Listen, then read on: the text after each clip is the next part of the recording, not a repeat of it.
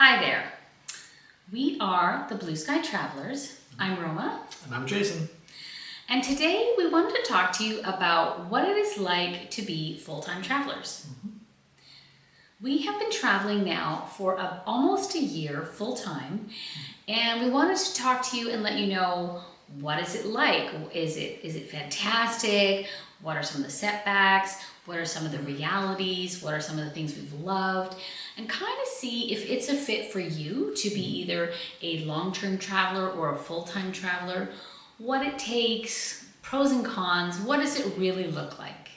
So let's dive into one of the big reasons that people dream about full-time travel, and that's the opportunity to get to see so many amazing places in the world. Mm-hmm. You know, it's a lifestyle where you can travel anywhere and everywhere that kind of hits your fancy.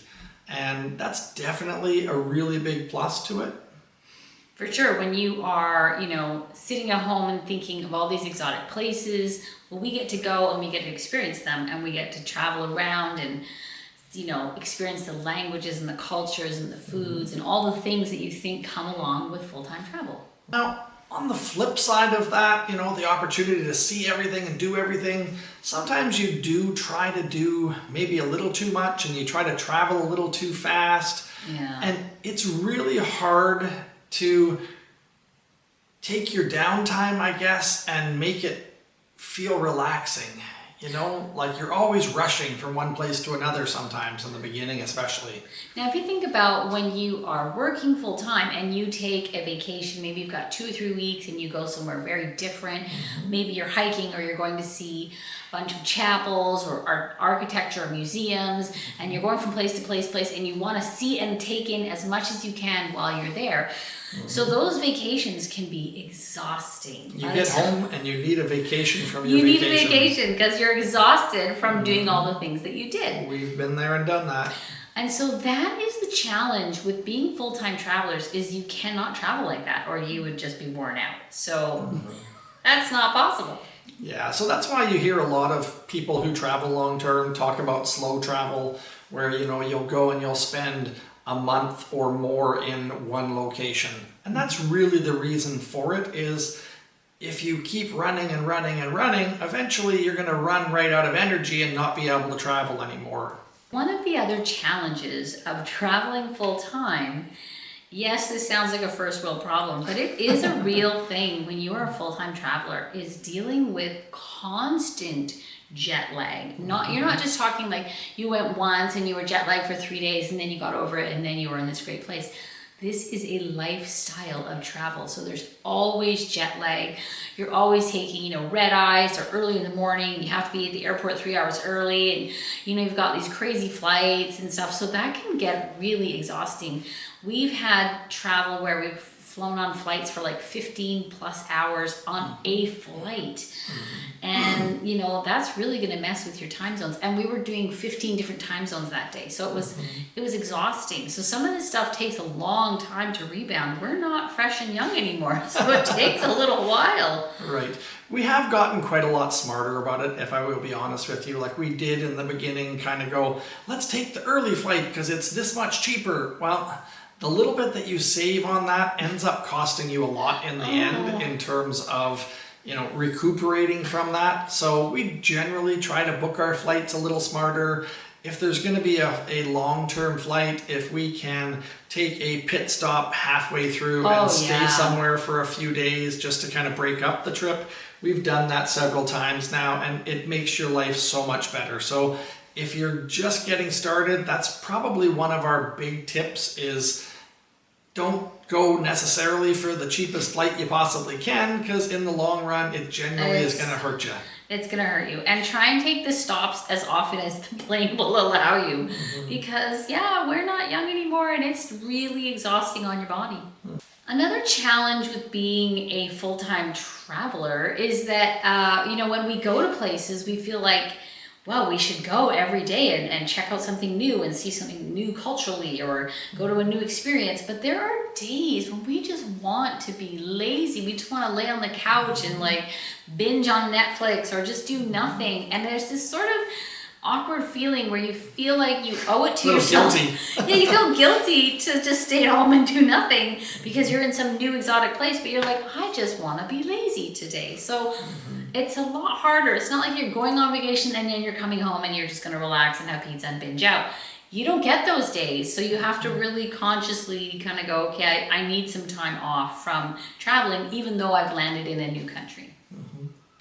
For those of you who have been dreaming about the day that you can no longer set the alarm, you don't have to wake up at any given time, you don't have to worry about the rat race, you're not having to deal with rush hour or early morning meetings or late night emails. You want those days to be behind you, and kudos to you. That's a great feeling. So having the no schedule lifestyle is fantastic.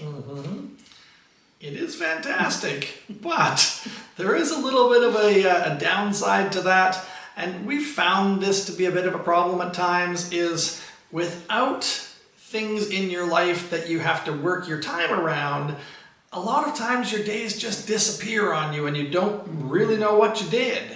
You know, like we in the past have always had kind of a bit of a schedule. You know, you exercise at this time and then you go to work and then you come home and, you know, you spend family time and stuff like that. With no actual schedule in place, it's really hard to make these things happen, believe it or not. So we have found it really difficult to incorporate our daily activities. So things like exercise, partially because we are somewhat lazy and we just don't want to always motivate ourselves to exercise. But a lot of it is that we're in a new location every 2 to 3 weeks. So every time you're in a new location, you're having to figure out, okay, how do I get here and how do I get on the bus, or where do I get food? And so it takes a few days to kind of get set into your environment. And then you might be thinking to yourself, well, that's okay. I will just do walks. Well, how practical is that in every country we've been to? Not super practical. We've actually been to quite a number of countries where sidewalks aren't really in existence. You know, you're kind of walking down the side of a busy street and dodging scooters and cabs and stuff like that. Like it's not quite as easy as all that. And I've been in countries that are maybe more like Central South America that are really not super safe to be walking. Even if they have a sidewalk, you really don't want to be walking alone. And, you know, sometimes there's armed guards around asking for your identification. And it's a lot harder to do a walk than you might think. So for those of you who go, no problem, I'll just go to the gym. Well, gyms are not as easily found outside of North America as they are in America. Yeah, so interesting pro tip. What Roma and I have actually done is, you know, the packing cubes that you buy to pack all of your stuff in. Well, when they're packed full of clothes, they actually have a pretty good weight to them. So we've actually used those as our weight system. Or we fill them with books, even if we're at a house, and we'll use those for like weightlifting because they're consistent that we take with us. Every house, you never know. Are they going to have a treadmill? Are they going to have a mat that you can do some exercise on? Or will they have nothing? Or you never know. Some hotels have gyms, some have none. So yeah, it's pretty consistent. So that's something to keep in mind when you're looking at ways to exercise while you travel. One thing that's really great about full-time travel is, of course, you do get the opportunity to meet all kinds of amazing people everywhere you go. You know, like, especially with us where we kind of try to incorporate ourselves into a neighborhood, it's nice because you do kind of sometimes get to meet the neighbors or the shopkeeper down the street where you buy your groceries all the time. So it's great to get to know people from different walks of life in different areas. And of course, another great thing is you can sample all different types of foods and cuisines and vegetables and fruits that might not be common to us in North America. So you really get to expand your horizons a lot in that way. Let's be honest. The gelato. We're in it for the gelato. That was a big win for us. Just trying homemade gelato in Italy. Magnifique. So there is definitely that side of travel, which is amazing. But I'm going to be really honest. This is one of the setbacks I see the most, especially in female travelers. The flip side of that is that when you are celebrating all these things and cultures and places all over the world, that means you are not at home celebrating with your family and friends. So perhaps your children may be grown, but you're not there for their birthdays, and maybe you're not there for Christmas or Thanksgiving. Or your grandkids. Now that's a big one that we hear a lot about. A lot of women especially are saying, oh, I want to be there for my grandkids. And sure, you can FaceTime with them, but it's not the same as being there. So that is a big reality, is when you're off traipsing the world and experiencing all these things, you are not at home. But if you really want to get around that, bring the grandkids out for a quick trip somewhere that you absolutely love. Let them see another part of the world as well. Meet them halfway somewhere, absolutely. Of course, one of the other major great parts of full-time travel is you have an abundance of flexibility. You can choose when and where you're going to go at any point. So there's nothing written in stone. You're kind of footloose and fancy free. So a big thing of that for me personally is I am not a big fan of North American winters. So we tend to try to follow the sun. You know, we want to go places that are warm in our winters. And then of course we get to spend some summers back in North America, and we kind of get the best of all worlds in our opinion. Now, if you're a person who loves to follow winter, you can follow winter or a seasonal sport. You can follow it all over the world. You can hit pickleball full time if you follow it around the world, or you can, scuba dive or whatever it is that you love. You can follow that all over the world, which is a fantastic gift. Now, I know you're trying to think, okay, but there can't be a flip side to that. But there actually kind of is. When you are full-time travelers, it's not like you're planning your one trip of the year, where should we go this year? And your budget's unlimited. You can do whatever you want. It's not like that. So instead, you're having to think, okay, well, what if we go here and there, should we could go there, and then you'll hear a traveler tell you about this new spot, and I really want to try that. Oh, but then there's a festival here. And it becomes really overwhelming to actually plan your itinerary. And we've been struggling for our itinerary for this fall for months, kind of debating, well, we could go here, we could leave there, and there's the world's your oyster, and so too many choices actually kind of debilitate you a little bit. One of the other challenges with having the freedom to go anywhere whenever you want is you're not limited like a regular person who maybe they go to North America camping in the summer, or maybe they go to Europe in the summer, but in the winter they're going to take advantage of maybe a warm holiday. They're going to go to the Caribbean, they're going to go to Mexico, right? Yeah. They're going to do something hot. So we as full-time travelers have to navigate around those high seasons. Yeah, we can't do Europe in the middle of summertime. That would just blow our yearly budget. So for us, that doesn't make a lot of sense. So we try to do Europe in the shoulder seasons. We don't want to be there in winter, obviously, because otherwise we might as well stay home. He needs to see the sun. I do need to see the sun. We try not to do the peak seasons anywhere because we want to keep our budget in check. But you also don't want to be spending all of your life in low season somewhere either, because why are you traveling at that point? So yes, always trying to figure out where can I go that won't be too populated with tourists, but is still seasonably pleasant. And that's kind of a game we play, and it's actually a little more complicated than it sounds.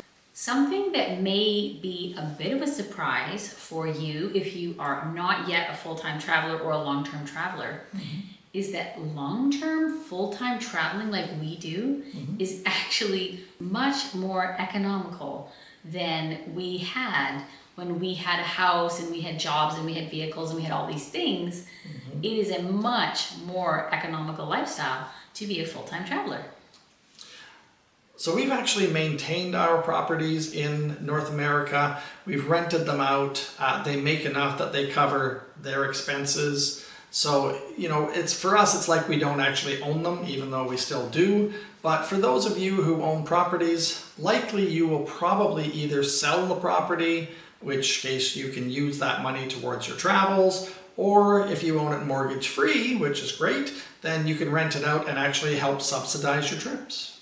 Or you can cash in on it, take the payout, sell your house, put it in investments, and live off the dividends. So there's a lot of ways you can use your house to help you with full-time travel.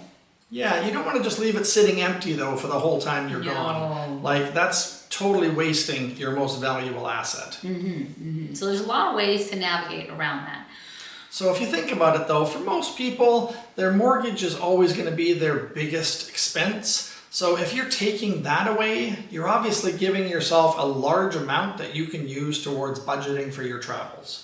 Now, obviously, we still have to pay nightly fees. So whether we're staying in an Airbnb or a hotel or a resort or house sitting, these are all costs that are incorporated. So it's not like we have no cost on that end, but it's usually going to be a lot less than the mortgage cost, than the property taxes, insurance, maintenance, all of those things.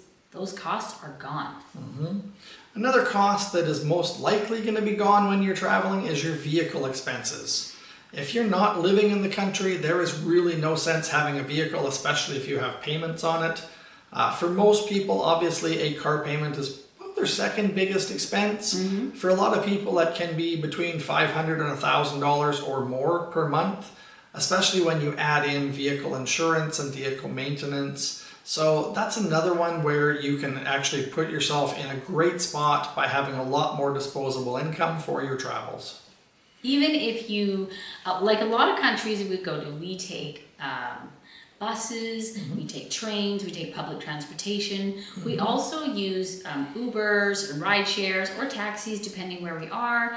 And sometimes if needed, we'll rent a car, but very infrequently because it keeps our costs down by not renting a car. Yeah, and sometimes if you're living in tropical climates, scooters are a great option for that. We actually did that over in Southeast Asia, and it's a nice little adventure and very reasonable. Another area where you can save yourself a lot is by getting rid of the Cablevision and the internet and your subscriptions to streaming services. A lot of people pay $200-300 per month for these services alone. Yeah, so when you're not maintaining a house, you're not maintaining those costs. So a lot of your associated household costs are eliminated by being a full-time traveler, which keeps your costs down. Now, do we still have internet? Yes, we do pay for, we generally travel with eSIMs, which are a lot cheaper, and we just use them per area or region that we're in. And it's a lot cheaper than having a full monthly household internet service. So it's generally we're what, $30-ish a month? Around $30 a month for our eSIMs, which I think is really reasonable. Gives you a few gigabytes of data and pretty much unlimited time for that period. And of course, if you're staying in places that do have Wi-Fi, you're not going to use your data during that time. So you'll find that 2 or 3 gigs will often last you a month without a problem. Now, something that is different when you're a full-time traveler is your grocery bill. Now, we still buy groceries, and depending what country we're in, we can buy groceries and cook for ourselves, or sometimes we are eating out depending where we're at. But grocery shopping is a lot different when you are a full-time traveler. Now, when we were back home, if we went grocery shopping and went to Costco, that would just ruin our travel budget right there. Yeah, pretty much anytime you walk near Costco, I'm sure you would agree, you could pretty much light $500 on fire. Very easily. There's always something in there that is such a good deal that you just had to buy it, and then it sits in a closet at home somewhere.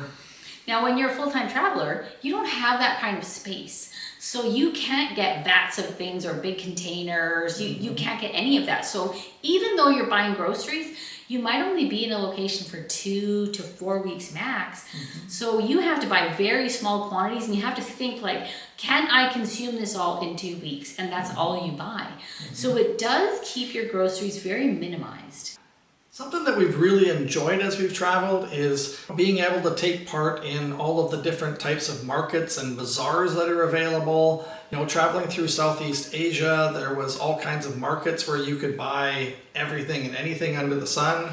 It's a really cool thing to get to see how different cultures interact with each other, but also the types of things that they put on sale. Like what they're selling is really kind of a lot different in some cases than what we have back home. So it's great to be able to experience that and kind of see what they've got. But ladies, if you're thinking to yourself, okay, I'm gonna go to Italy and I'm gonna get myself some leather shoes, and then I'm gonna go to Turkey and I'm gonna go to the bazaar, I'm gonna find some beautiful jacket or this and that. Oh, sweetheart, you are in for some challenges. So as full-time travelers, we do not have that option. Now, if I tell Jason that I want to buy a new shirt, what does he tell me? Roma, what shirt are you going to take out of your suitcase for it to replace? So it's a replacement game. I cannot buy an extra pair of shoes and just fit them in. I only have one suitcase. So when I buy something new, I have to throw something out. And by throw something out, we usually mean put it in recycle. We thrift it so that somebody else can, we repurpose it. But Because really, your suitcase, you have a limited amount of space, but you also have to consider weight. Because every airport you go to, they weigh it. And if it's overweight, it's costing you more money to check your bag. right. So you're always concerned about weight and you're concerned about size. So you cannot just buy unlimited. You have to really factor in, if you want to buy that new pair of shoes, what pair are you regifting to somebody else, because you cannot keep them. So there is a challenge in going to these places. You can't shop like you may have when you're on vacation. Maybe before you went on vacation, you bought all these things and you took an extra bag home with you and you checked it because it was worth it. You got all these things. Doesn't work like that as full-time travelers.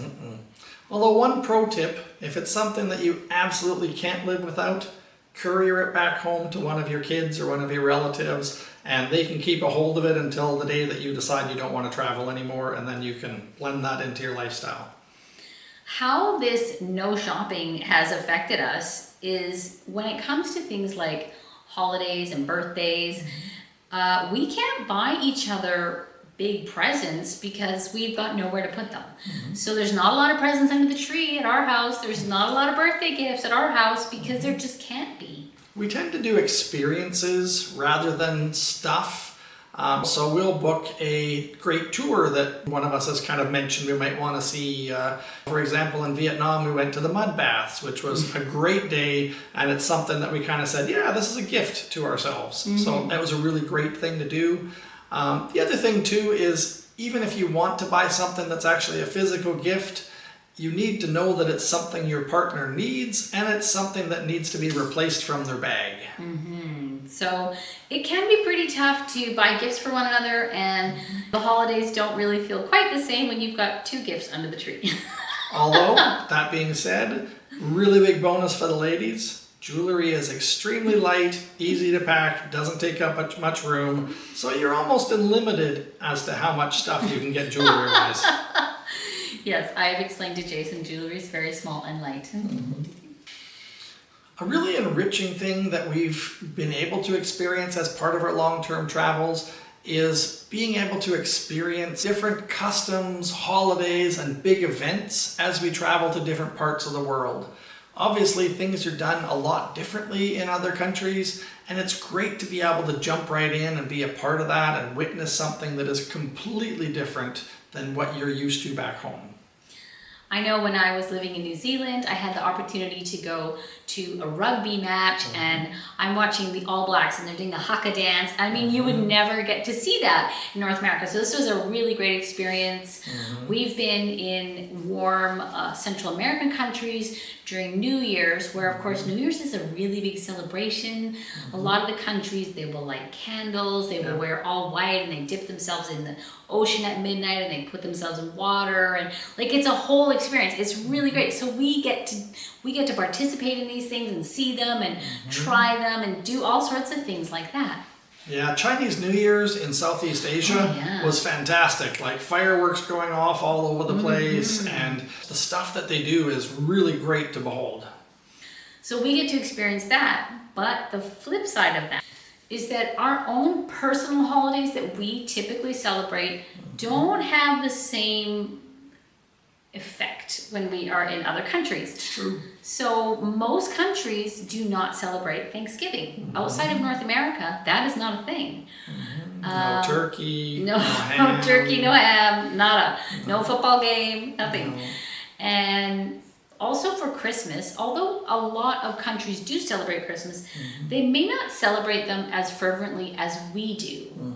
Yeah, we spent our last year's Christmas in Australia, and maybe it's because of the weather. I mean, it was 30 degrees on Christmas Day, but they really don't give it the emphasis that we have here. Like if you're used to going to the mall and seeing the big, Christmas displays and the lights and, all the big sales and stuff like that, that really wasn't in existence there. We were there in the was mall. no Black Friday. No, we were there a couple days before Christmas, and it kind of felt like any other day.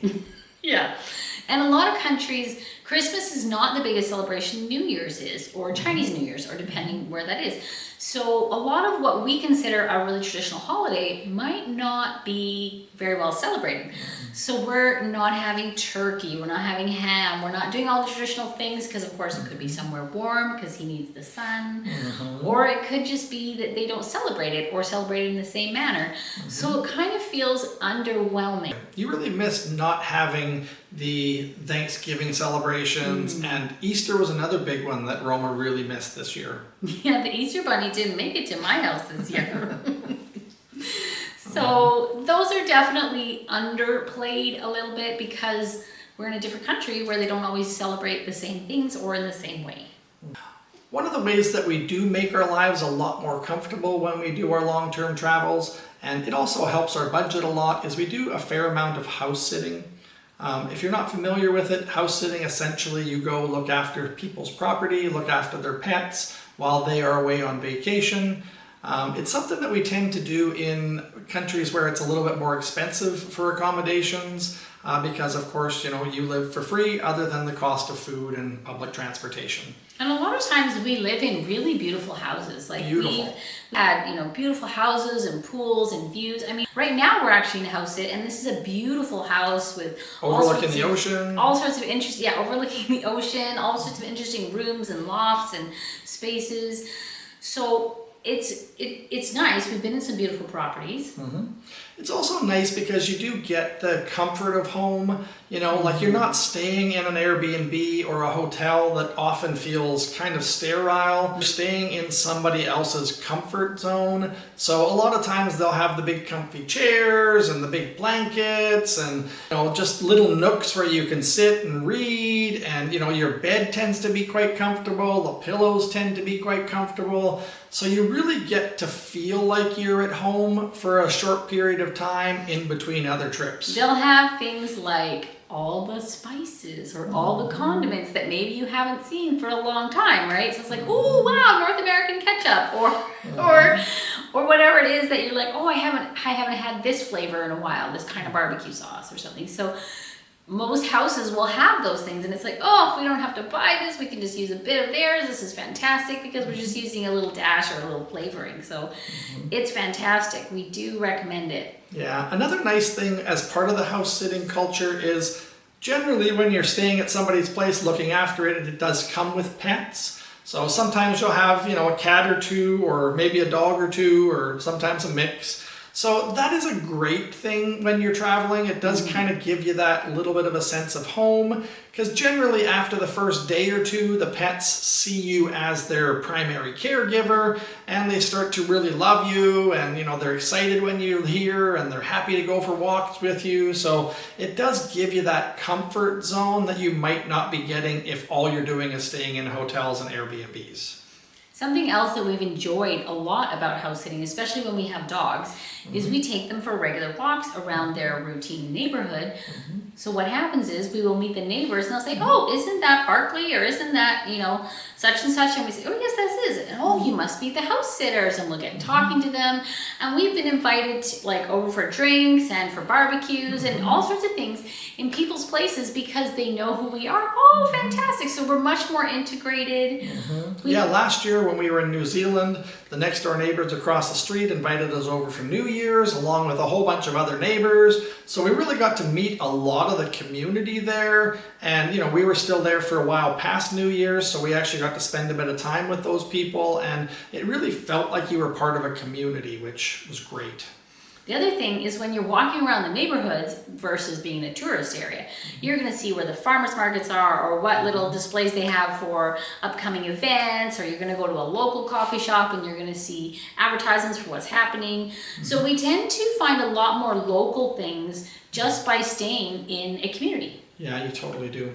Now, of course, not everything is 100% golden with house sitting. You know, things aren't 100% rosy. So you do got to realize that a lot of times having pets does mean that you're having pets that may have issues. You know, we have had experiences where we've house sat for people and the pets weren't good around other animals, or they had dietary concerns that caused them to not be able to hold themselves through the whole night. Yeah, so there can be challenges in each different place you go to, depending on the pets, depending on the house, or how they've set it up. So it is not 100% foolproof. We want to be really clear about that. There are some challenges to that. But we will say that 95% of our sits have been absolutely amazing. And if you are setting yourself up with a full-time travel lifestyle, definitely look into setting up house sitting as a way to stay in some of the more pricey areas that you may want to travel. Especially when you're long-term traveling, you can, spend 3 weeks or a month house sitting for somebody and your costs are very minimal, so that when you do want to splurge and go to some place that is a lot more expensive, you don't feel like it's going to hurt your budget because you've saved a lot by integrating house sitting. Watch our video on house sitting because you'll learn a little bit about how to do it and how to get yourself set up. So now that we have told you all the behind the scenes, the pros and cons, is it really worth it? Do we think you should be a full-time traveler, or are we going to continue, or are we going to go home? We like it a lot. We're not going to lie. So far, this has been overall a mostly amazing experience. We've been at it pretty close to a year now, and it's been pretty darn fabulous. We've seen some beautiful places, met some beautiful people, and overall, it's a definite win. We've loved it and we will continue doing it, but there may come a time when we say, that's enough, we've seen enough places, or we've traveled long enough and we want to be able to settle back down, but we're apparently not there. No, not there yet.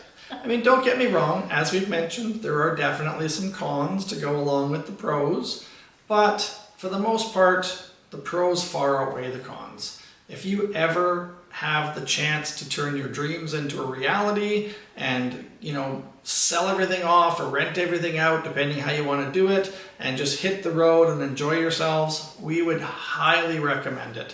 And hopefully maybe we run into you somewhere and we can have a little chat about it. Thanks so much for watching, and we hope you have a great day.